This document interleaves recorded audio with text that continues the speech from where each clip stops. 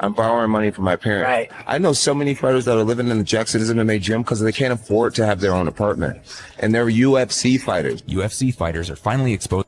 So here's something that's going to completely change how you see fighter compensation. And honestly, the numbers are shocking. We're dealing with serious issues here that affect everyone from seasoned pros who've been grinding for decades to fresh faces just breaking into the scene, and their experiences reveal problems that should disturb anyone paying attention. Dana White's handling of this whole mess is making things way more complicated than they need to be. Get ready, because I'm diving deep into what's actually happening when the cameras stop rolling. I'm getting less now for the UFC than I did for some of my Cage Warriors fights. Picture this scenario that most people watching fights on weekends with friends never actually witness or fully grasp. The arena lights are burning so bright they could damage your vision. The audience is creating noise so intense it vibrates through the building structure and pounds against your ribcage. You're probably assuming these professional athletes are definitely living their best lives, correct? We're talking serious money flowing in regularly. Luxury vehicles filling up massive garages, exclusive properties in gated communities, everything you could want and more. But here's the harsh truth that the UFC absolutely does not want you to discover or discuss openly. That athlete you just watched take brutal punishment during those early fights that most viewers don't even stay to see. He's likely heading home with less cash than you earned this month at your regular job, handling routine tasks and video calls. I'm being completely honest when I share this reality. I'm not exaggerating for dramatic effect. This is what's actually going down. When we discover that these guys need side jobs while actively competing, there's clearly something deeply wrong with this picture. The contracts are intentionally structured to lock fighters into this system for maximum time periods. Athletes get tied down with exclusive multi-year agreements that eliminate outside opportunities.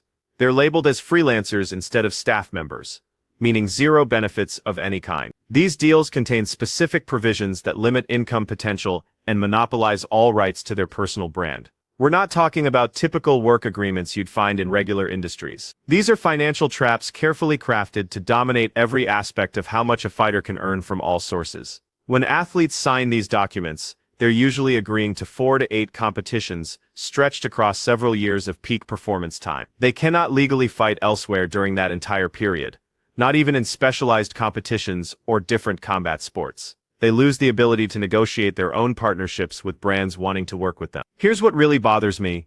If you become champion and reach the absolute top, your deal automatically gets extended without discussion, keeping you locked to the UFC even longer with no chance to renegotiate now that you've demonstrated your worth. This system explains exactly why someone like Francis Ngannou, widely recognized as one of the most dangerous knockout punchers in heavyweight history, eventually left the organization completely despite holding the title. The former champion went on to earn massive paydays in boxing because he finally gained the power to negotiate his actual market worth with promoters willing to compensate him appropriately. Most fighters don't have that realistic option available. Most athletes are trapped with nowhere else to turn.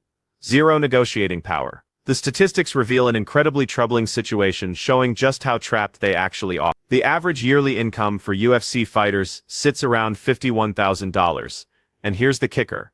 43% of all competitors earn less than $45,000 annually, when you calculate everything. Really think about that number and let it fully register. Almost half of all UFC athletes, people you watch on television competing in the most elite organization available, make under $45,000 per year, before costs like coaching, healthcare, and proper nutrition. These are world-class competitors who train constantly without breaks, who risk brain injuries and fractures every time they enter that cage. They're earning less than typical American household income. Meanwhile, Dana White is in Vegas casinos losing $30 million like it's meaningless pocket change. UFC President Dana White's personal fortune and gambling habits have become a major source of criticism, with people rightfully pointing out the ridiculous difference between his excessive spending and the real financial struggles of newer fighters who can barely cover basic expenses. But things get even more concerning than you might think. Because when you have competitors this financially stressed, when you have elite athletes who can't even pay rent despite performing at the highest level with millions watching, that creates opportunities for predators looking to take advantage of that desperation. All of a sudden, someone is betting a tremendous amount of money on him to lose in the first round, and the guy he's fighting has never stopped a single opponent in his entire UFC career. When people are desperate, They become targets for deals that sound amazing but hide serious dangers. In the UFC world, where athletes struggle daily just to survive despite risking everything night after night, those dangerous offers have been coming from some seriously troubling sources that should alarm everyone. Let me tell you about an incident from late 2024 that absolutely rocked the entire fighting community and raised major red flags. A competitor named Isaac Dulgarian entered the cage for what seemed like a standard undercard fight that would be forgotten quickly. But experienced observers immediately noticed something was seriously off. This athlete was famous throughout MMA circles for having incredible wrestling abilities with seemingly impossible ground control skills. Someone who could dominate opponents on the mat with talent that most fighters spend lifetimes trying to develop. Yet somehow, he couldn't finish a takedown when positioned perfectly to succeed. The type of situation where success should be guaranteed. Even more suspicious, when his opponent got behind him in a controlling position, he seemed to forget basic choke defense, which is fundamental knowledge in any grappling gym. The bout ended in round 1 by rear naked choke in extremely questionable fashion, with virtually zero defensive effort displayed, and immediately warning signals started going off in the betting world and at UFC offices. The first thing we did when we saw the betting patterns was call the FBI directly.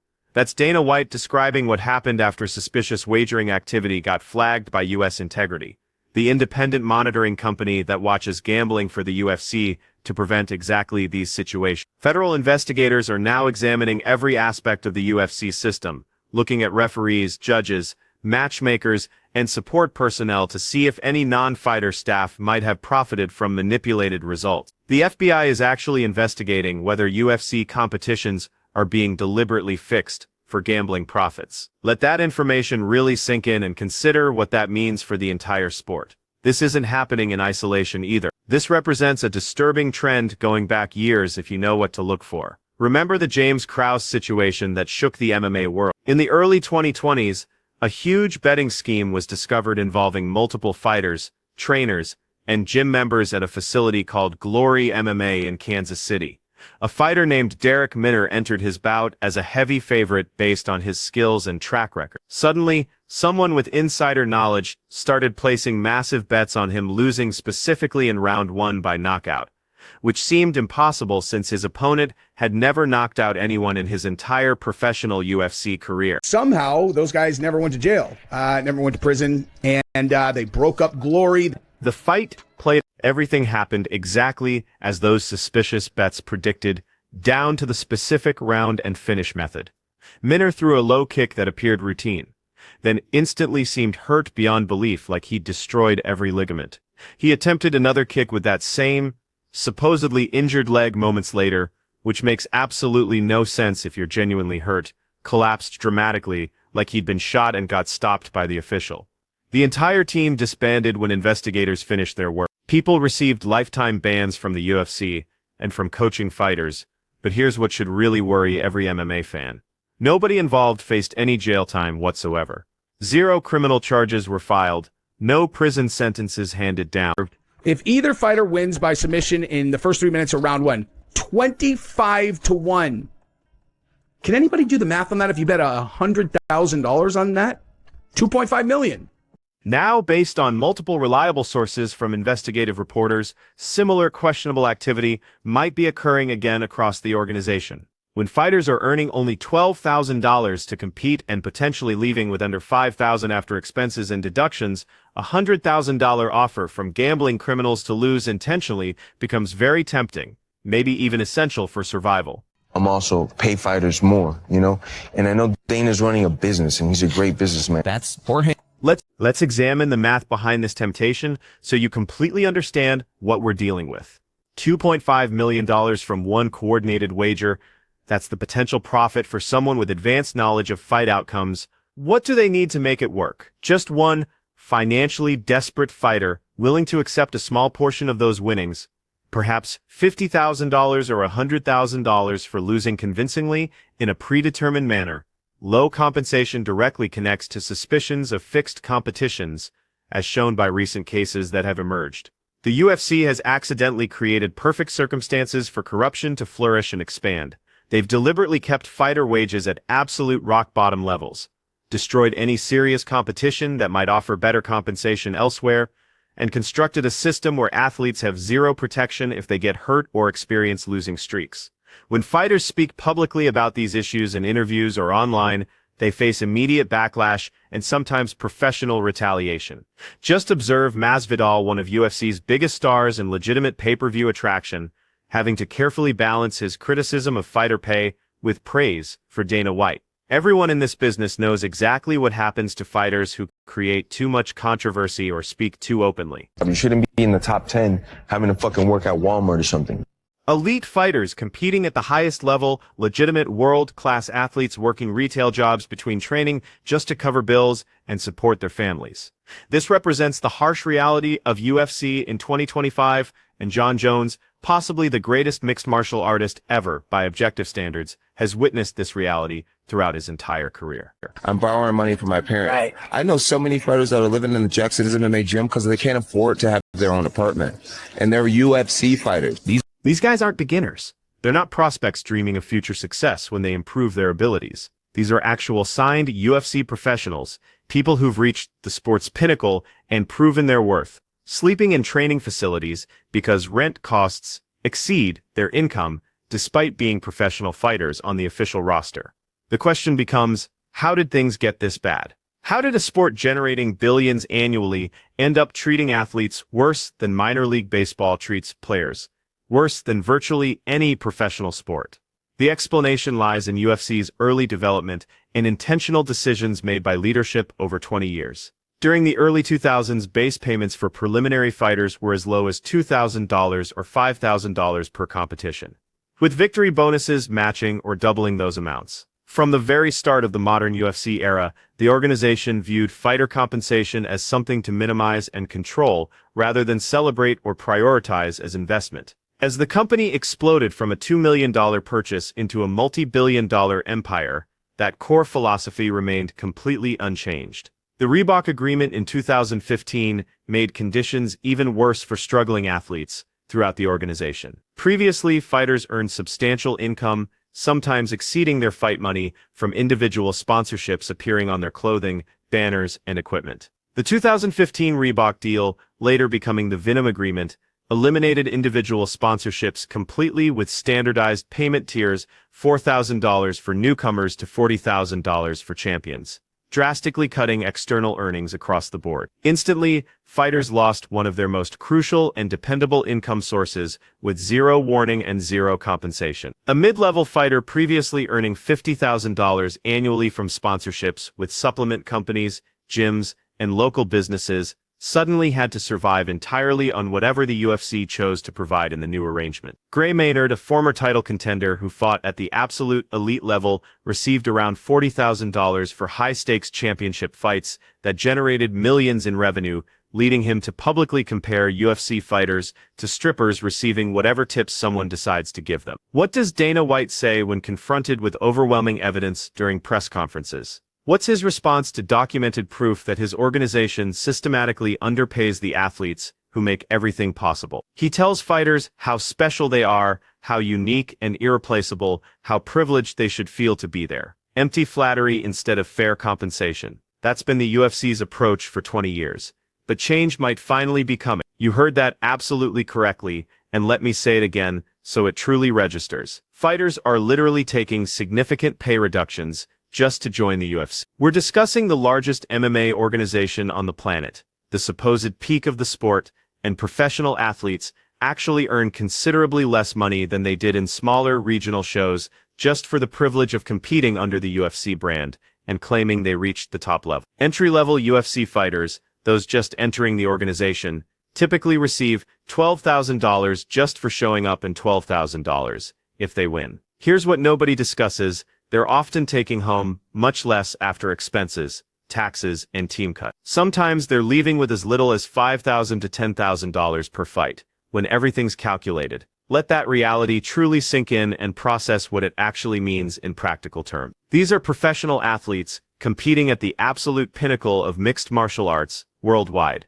facing opponents who could literally end their careers with one strike and they're leaving with what amounts to spare change after everyone takes their percentage. Managers immediately take 10 to 20% right off the top before fighters see any money. Coaches receive another 10 to 15% for their services and expertise. Tax obligations take their substantial portion because the government doesn't care about your aspiration. Training camps alone, just the preparation phase before entering the cage, can cost $20,000 to $50,000 per fight for proper preparation, with quality sparring partners, nutrition, and facility. When you actually calculate the numbers, that $24,000 for showing up and winning, which seems reasonable on paper, disappears faster than a quick jab in championship competition. But surely, you're probably thinking right now, the UFC takes care of its athletes properly in other areas. After all, we're discussing a company valued at over $12 billion, currently. Dana White personally has a net worth exceeding $500 million,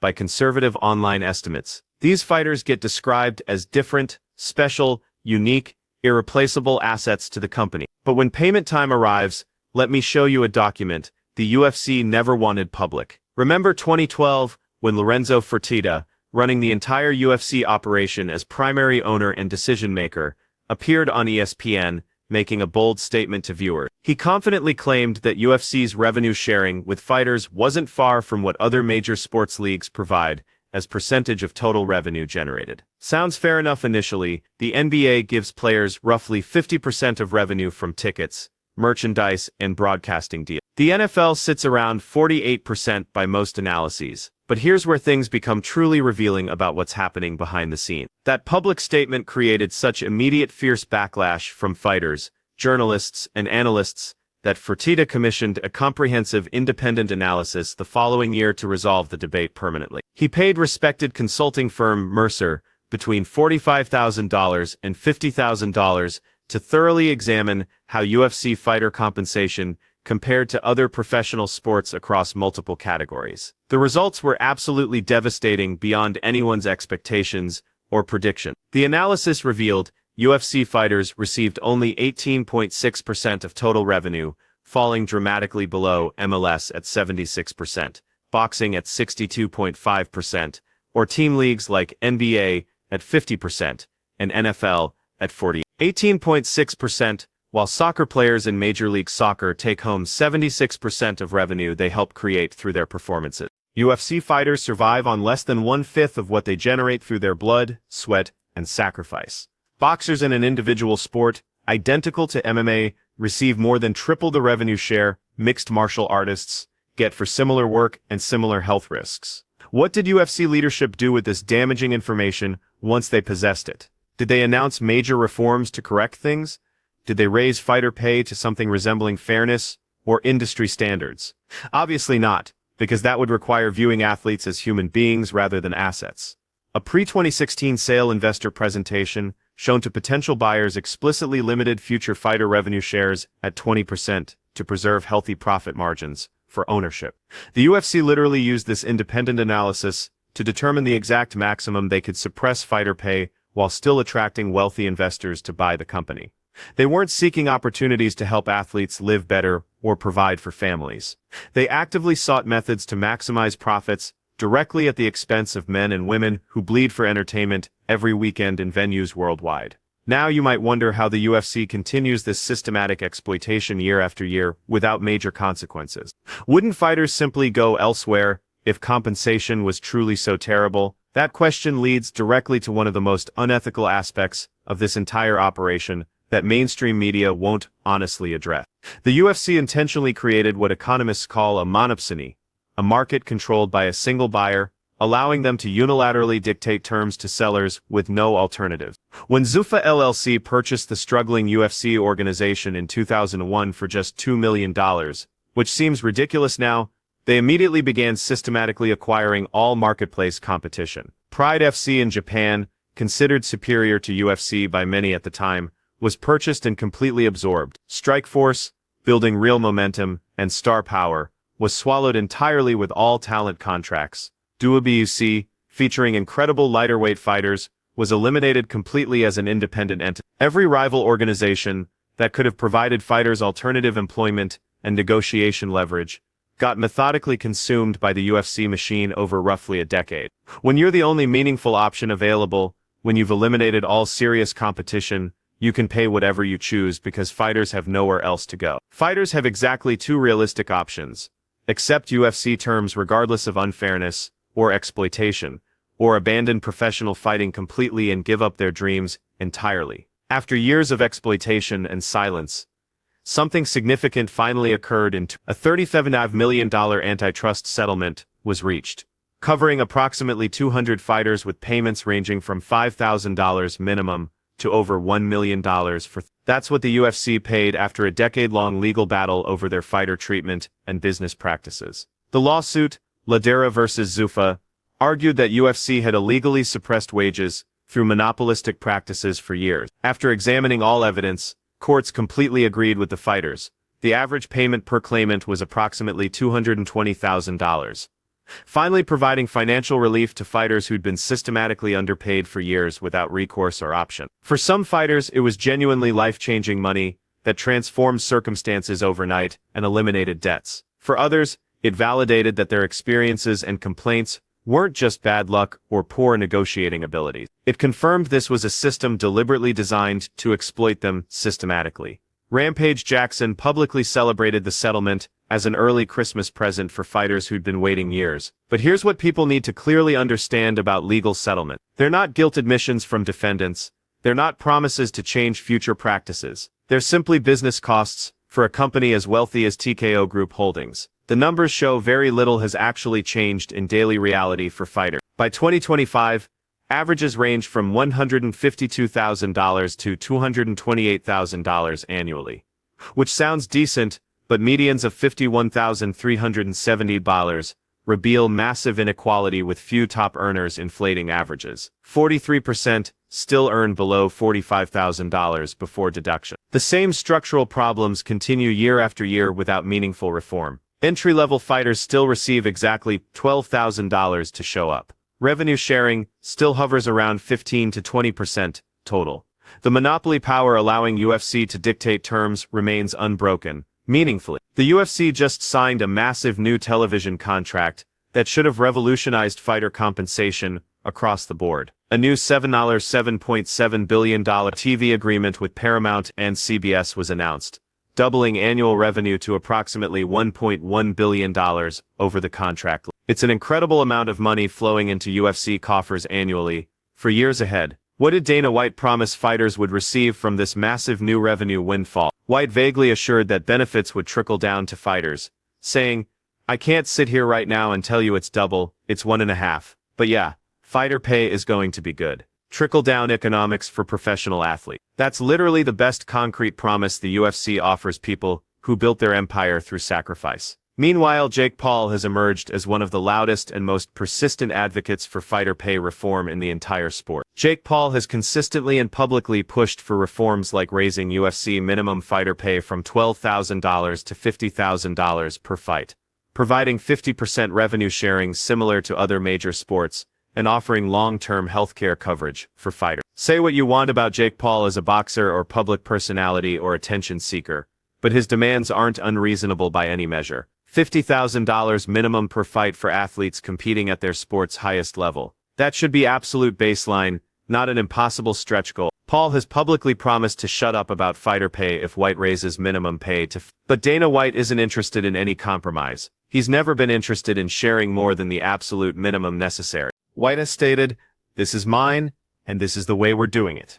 This is mine." 4 simple words summarizing everything wrong with UFC fighter compensation today.